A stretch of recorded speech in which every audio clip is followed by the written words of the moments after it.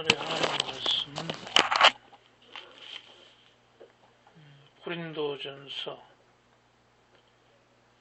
22장에서 24절까지, 고린도전서 1장 22절에서 24절 제가 읽겠습니다. 유대인은 표적을 구하고 헬라인은 지혜를 찾으나 우리는 십자가에 못 박힌 그리스도를 전하니 유대인에게는 그리키는 것이요 이방인에게는 미련한 것이로되 오직 부르심을 받은 자들에게는 유대인이나 헬라인이나 그리스도는 하나님의 능력이요 하나님의 지혜니라. 1세기 바울은 고린도에 쓴 편지를 통해서 설교를 하는 가운데 유대인은 표적을 구한다. 또 헬라인은 지혜를 구한다. 그런데 다 하나님께서는 이 세상의 지혜를 다 미련하게 하신 것이다. 이렇게 말씀하시면서 전도를 하시는 겁니다. 그러니까 잘난 척 하는 사람이나 또 표적을 구하는 사람이나 그런 사람들은 다 한 가지로 하나님의 이 복음, 십자가의 복음 앞에서는 다 존재가 미미한 것이다. 십자가의 복음이야말로 하나님의 능력이요 지혜다. 너희들이 조금 안다고 해서 그렇게 떠든다고 해서 그것이 하나님 앞에서는 아무것도 아닌 것이다. 쇠발의 피인 것이다. 이렇게 이제 말씀하는 겁니다. 오늘날 어떻습니까? 오늘날 우리는 자기 자신의 생각이 다 옳은 것이고 개인의 욕구를 중시하는 그런 이기주의적 세태하에서 살아가고 있습니다.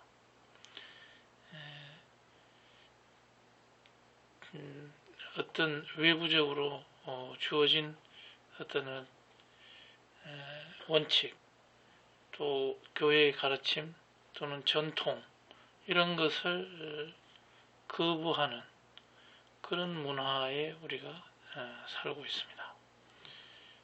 어떻게 가르치고 있습니까? 자기 자신에게 진실하라.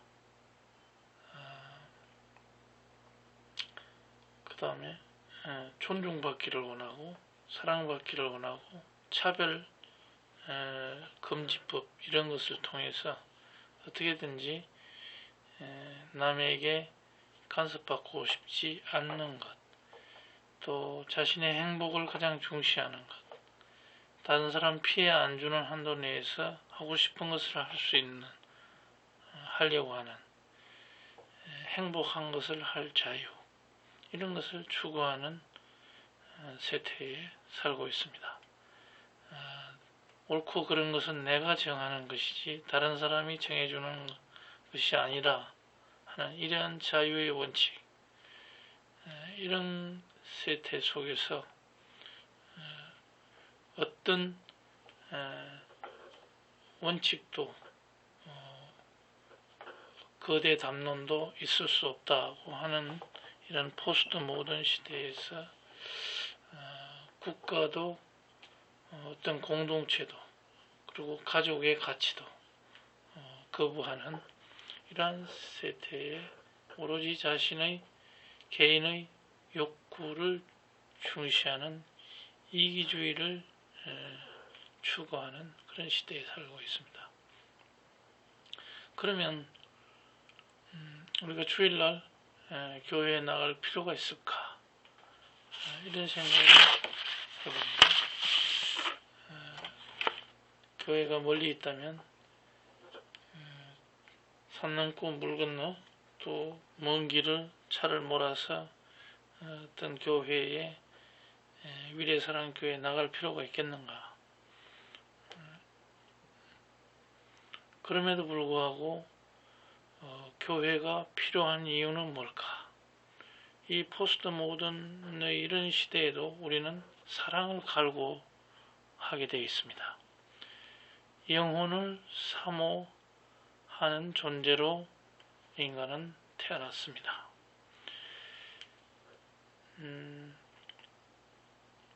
정도는 차이는 있지만 사람이 살아가다 보면 특히 나이가 들고 의지할 데가 없는 이러한 상태가 됐을 때 우리는 자신을 의탁하는 그 무언가가 자신이 기댈 수 있는 그 무언가가 있는 것을 원합니다.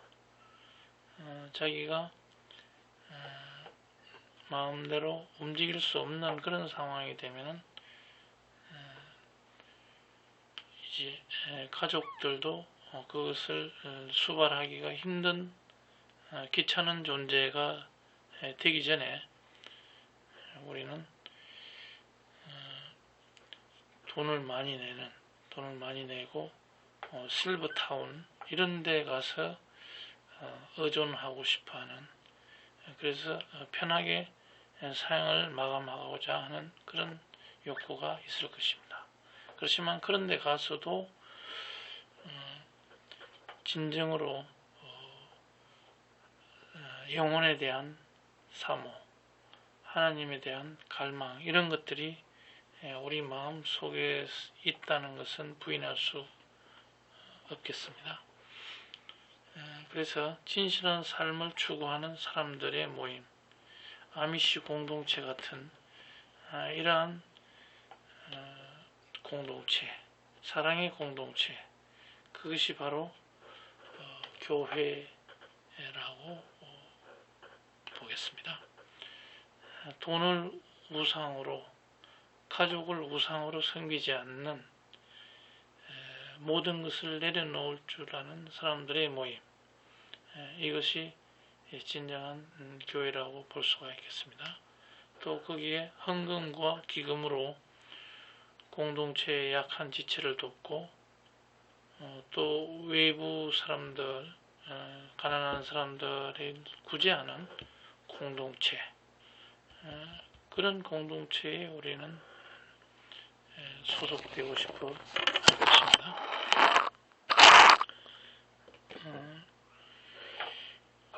우리는 나이 든 사람은 노후 문제로, 젊은 학생층은 진로 문제로, 청년층은 배우자를 구하기, 또 중장년층은 직장과 가정의 문제로 우리는 바쁩니다. 이런 사람들의 과제를 일정 부분 해결해주는 그런 교회가 있다면 그런 교회는 존재의의가 더 있다고 할 수 있겠습니다. 우리 교회는 그러니까 천국을 가겠다, 천국 가는 그러한 구원의 믿음, 그리고 이 세상에 있을 때는 안전한 공동체, 우리가 위험에 항상 노출되어 있습니다. 이 위험에서 광주에서 얼마 전에 철거를 하다가 7명이 사망했습니다만 언제 우리는 어떻게 사건 사고를 당할지 알 수가 없는 이런 위험한 사회 속에서 안전을 담보로 해주는 그러한 공동체, 그것을 갈구하게 되어 있습니다. 그러한 안전 공동체가 바로 교회일 것이고, 그래서 교회의 존재 이유는 거기 있다 할 것입니다. 안전 공동체가 서로에게 외부인들에게 또 그리고 서로에게 친절한 사랑의 공동체가 된다면 하나의 존재 이유가 있게 될 것입니다.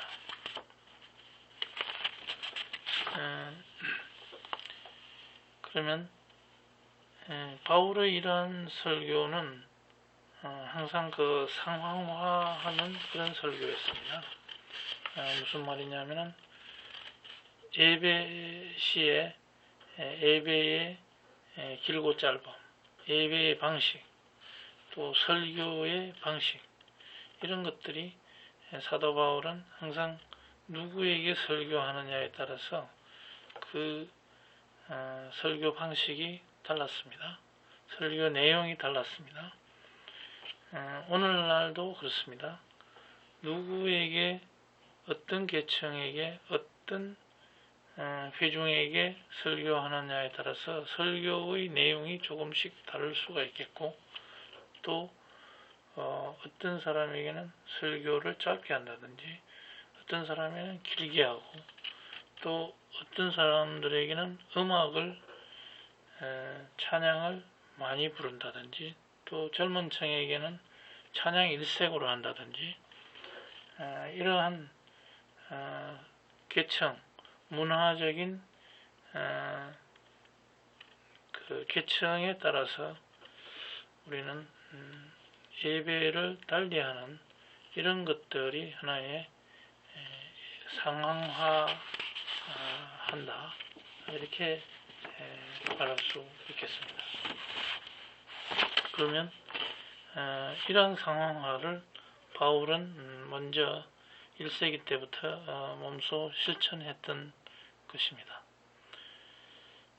그런데 이런 바울의 이런 노력에도 불구하고 그 노력과 함께 1세기에 교회 나간 사람들은 누구이겠습니까? 그런 핍박과 박해에도 불구하고 교회에 나간 이유는 그 당시 소외받는 계층, 그 낮은 계층, 이런 사람들의 마음속의 갈망이 교회에 가면은 더 해방과 평등이 기다리고 있었고, 하나님과의 관계, 교제, 또 은혜의 구원, 이런 것들이 있었을 것입니다. 그런데 이러한 것들이 21세기를 사는 오늘날 우리에게도 그 영혼의 갈증, 그 갈망은 그대로 있을 것입니다. 제 아무리 포스트 모던 시대에 자기가 잘났다, 자기가 최고다 하는, 사랑받고자 하는 그런 마음, 그런 이기적인 마음 속에서도 우리는 그런 갈증, 영혼의 갈증이 있을 것입니다. 그것을 일깨워주는 것이 우리의 전도에 있어서 중요한 동기 유발이 되겠습니다. 그런 그 1세기에서 3세기 중세를 통해서 많은 교회로 오는 인구가 늘어났던 것입니다. 그런데 10세기를 전후해서 이슬람이 급속도로 발흥을 해서 비잔틴 교회를 몰아내고 터키를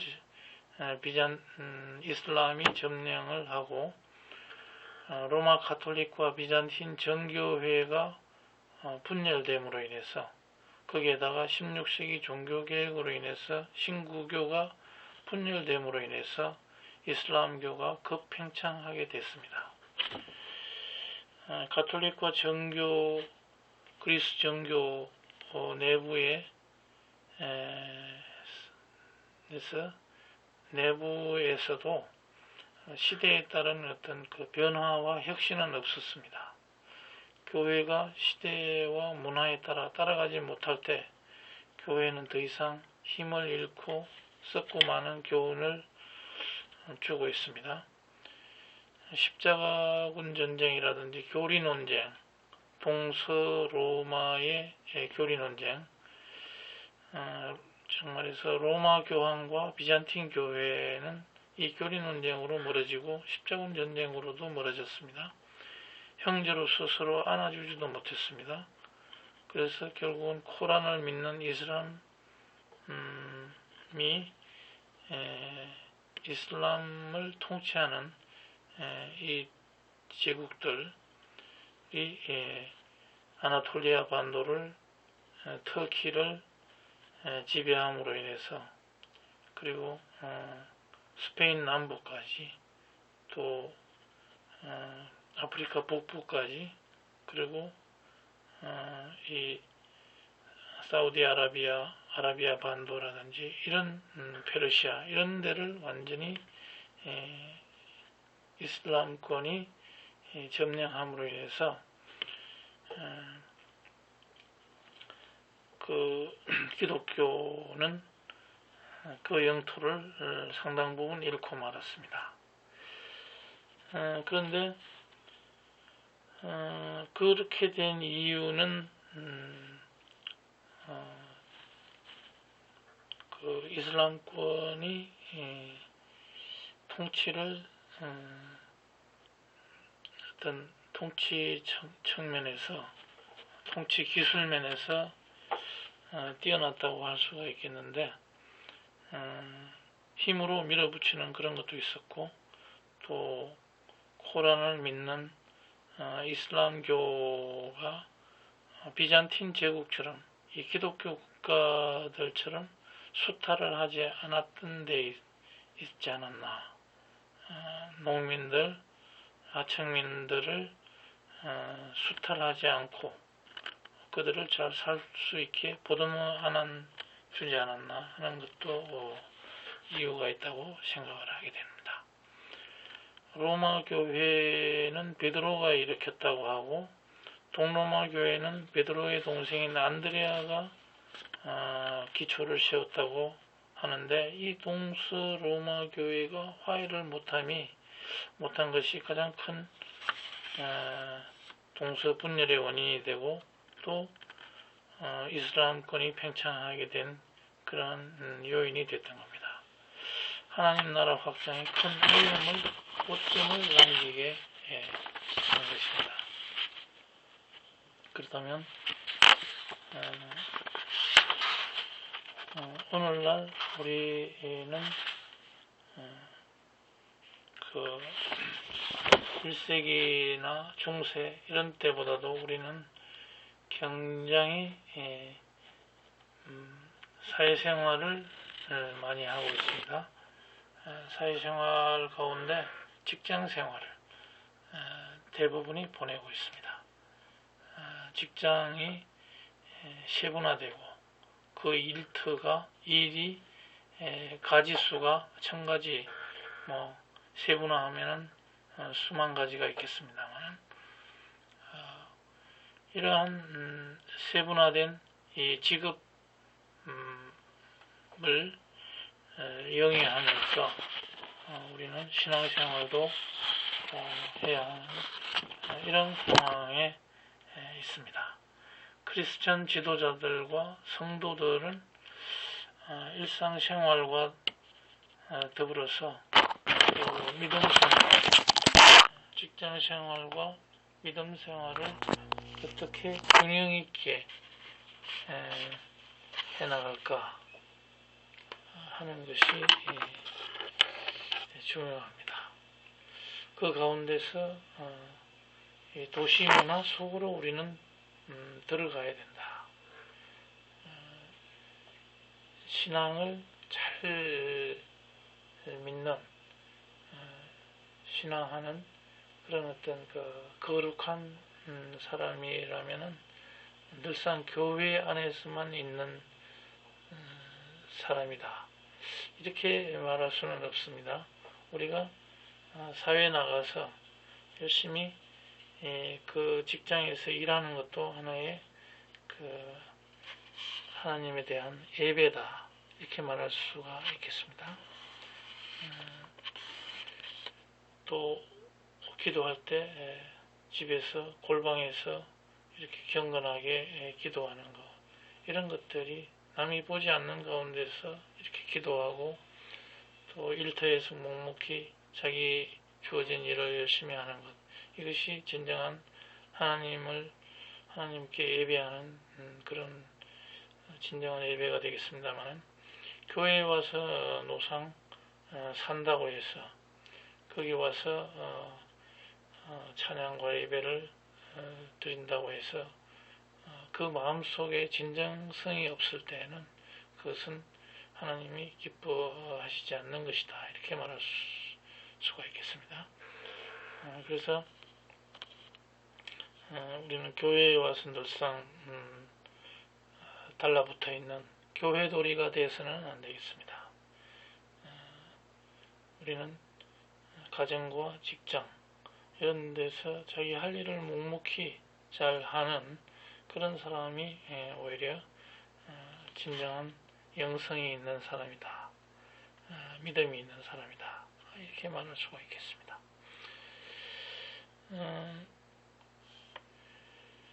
그리고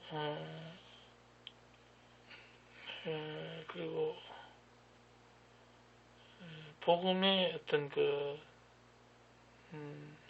지급이 그 사람의 정체성을 우리는 정체성이 될 수가 있습니다. 전문직인 경우에 그 사람이 누구다, 그 사람이 의사다, 그 사람이 변호사다 하면은 그것이 그 사람의 정체성이 될 수 있는데, 그 정체성이 성공하면 영적으로 망치게 됩니다. 또 실패하면 감정적으로 망치게 되고, 그 정체성이 그리스도인의 정체성과 결합하면 진정한 구원을 가져오게 된다. 복음의 정체성을 가지고 자기의 어떤 주어진 재능을 개발한다면 예수님을 만나고 구원되게 되겠습니다. 자기 정체성을 일보다도 예수님과의 관계 안에서 찾아야 진정한 인간 승리를 가져온다, 이렇게 말할 수가 있겠습니다. 직업의 기천이 없이 일하는 그 자체가 거룩하고 또 성경적이다 할 수가 있겠습니다. 청년들은 돈과 권력이 있는 일을 추구하려고 하지만 모든 일은 다 존엄하고 하나님이 주신 일이 것이므로 자기 적성대로 하면 된다. 맡은 일에 성실히 열심히 하는 그 자체가 거룩한 신앙생활이 된다. 이를 통해서 하나님을 기쁘시게 할 수 있으려면 어떻게 해야 되는가? 그 일을 성실히 잘하면 되는 것이다. 어떤 일이든 그곳에서 현장에서 안 믿는 사람들에게 본이 된다면 그것은 하나님이 기뻐하시는 그런 예배가 되는 것이다.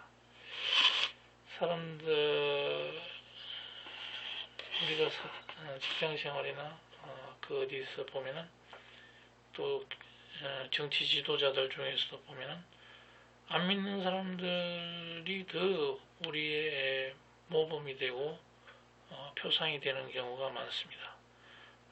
정말 하자면 하나님은 안 믿는 자들을 통해서도 하나님의 큰 일을 하게 하시는 겁니다.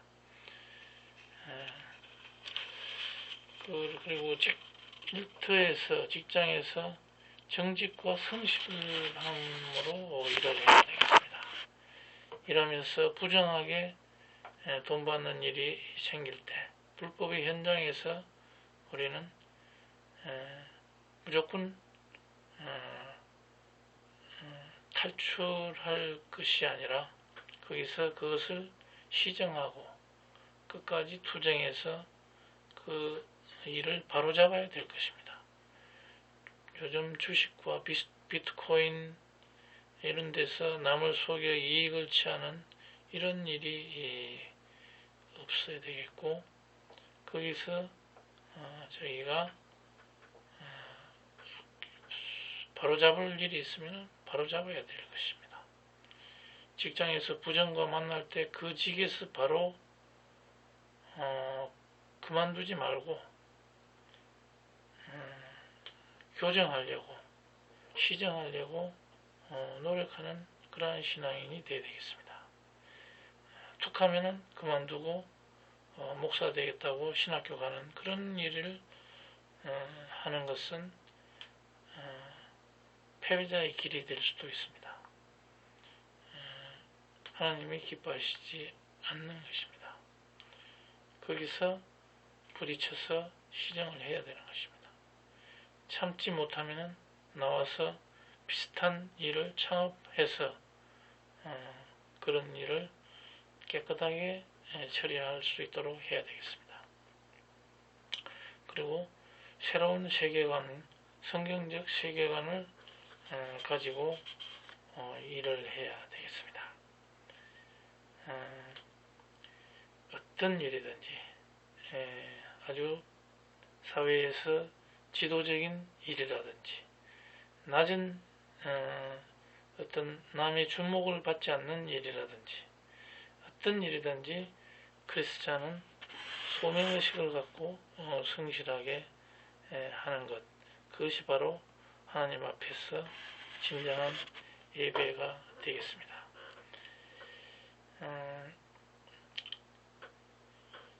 인간은 삶의 목적이 뭐냐, 좋은 사람이 되는 방법이 뭐냐, 차이가 많습니다. 그 방법명에서 차이가 있습니다. 선한 사람은 뭐고 옳고 그름의 구별 등등, 하나님은 존재하는가, 사후의 문제가 뭐가 있는가, 이런 등등에서 우리는 확고한 기독교 세계관 아래서 신앙과 일을 병행해야 할 것입니다. 오늘날 우리는 돈을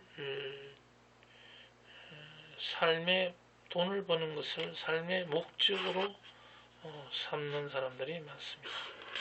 그러나 돈은 공기와 같이 호흡하는 것과 같이 없어서는 안 되는 존재이지만 그것을 위해서 사는 것은 바보입니다.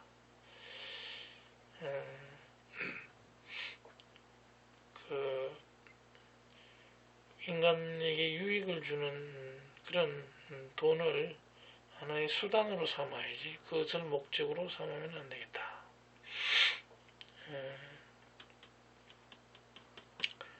그런 것이고, 또 결론적으로 말하면 우리 기독교 신앙, 하나님이 우리 뒤에 든든히 받쳐주고 예수님께서 우리를 도와주고 계시다는 것은 우리 크리스천에게는 크다큰 소망을 주는 것입니다. 우리가 직장 나가서 일을 하고 있으면 일이 힘들고 스트레스 주고 목표에 도달하지 못할 수 있습니다. 그러나 우리에게는 미래에 대한 소망이 있습니다. 그 일이 잘 안 되더라도 소망을 가질 수가 있는 것입니다. 우리에게는 하나님이 계시죠.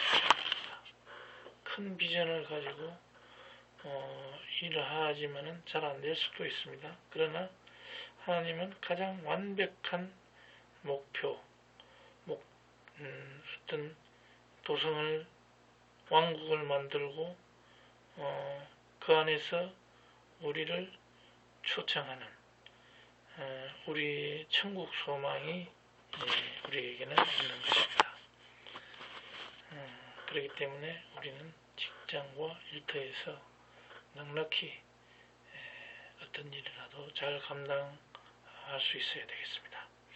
그래서 일터에서 하나님과 우리는 동행하는 그러한 예배를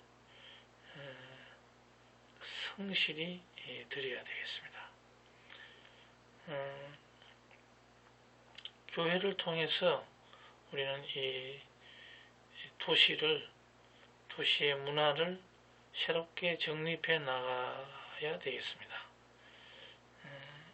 도시에서 우리 개인적인 회심과 공동체, 사랑의 공동체를 형성하고 사회 정의를 가져오고 또 문화의 변형을 가져다 주는 그런 일을 우리가 담당을 해야 될 것입니다. 문화 변혁이라는 것은 기독교인들이 신앙과 일을 통합시키면서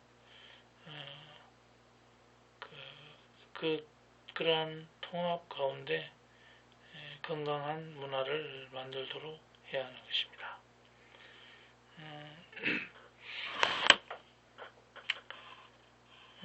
우리는 그런 하나님께서 결국은 새 하늘과 새 땅을 종래에는 회복 창세기에서 잃어버린 그러한 낙원 그것을 새 하늘과 새 땅으로 회복시켜 줄 것이다 하는 그러한 비전을 가지면서 마지막 날에 하나님이 모든 것을 준비해 주실 것이다. 새로운 새 하늘과 새 땅을 준비해 주실 것이다 하는 이러한 비전을 우리가 내다보면서 하루하루 직장과 일터와 가정에서 우리의 맡은 바의 임무를 성실히 수행하는 것, 이것이 바로 참된 예배라고 할 수가 있겠습니다. 오늘 설교의 말씀은 이 포스트 모던 시대에 정말 그 어느 것도 믿지 않고 자기가 최고라는 이런 세태 속에서도 교회가 뭐가 필요할까 하는 이런 상황에서도 우리는 참된 교회가 사랑의 공동체가 필요하다는 것과 또 그 교회가 특정 유형의 어떤 교회의 그것만이 있는 것이 아니라 우리가 예배할 처소는 가정과 또 직장에서 자기의 일을 성실히 감당하는 것, 그 자체가 진정한 교회요 예배라는 것을 우리가 잊지 말아야